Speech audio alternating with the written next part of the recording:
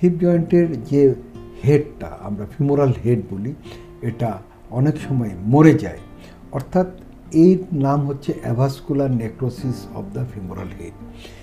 এটা সাধারণত আমাদের দেশে অনেকেই প্রচুর পরিমাণে স্টেরয়েড নেয়, অনেকে ব্যথার ওষুধ খায়, অনেকে বিশেষ করে যারা অ্যান্টিসাইকোটিক ড্রাগস খায় যেগুলা স্টেরয়েড আছে, এইটি কারণে আমাদের ফিমোরাল হেডটা মরে যায়, বা যার নাম হচ্ছে অ্যাভাস্কুলার নেক্রোসিস অফ ফিমোরাল হেড বা এভিএন।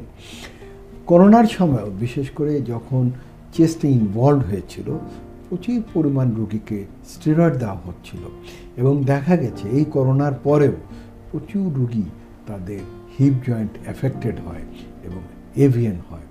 তাছাড়াও যাদের আর্থ্রাইটিস আছে তাদের ফিমোরাল হেডও মরে যায়। অ্যাঙ্কালোজিং স্পন্ডিলাইসিস যাদের আছে তাদের এরকম হতে পারে। আবার অনেকে টিউবারকুলোসিস বা টিবি হয়, তাদেরও ফিমোরাল হেড মরে যায়। তখন তার প্রতিস্থাপনের প্রয়োজন পড়ে এবং তখন আমাদের টোটাল হিপ রিপ্লেসমেন্ট সার্জারি দরকার।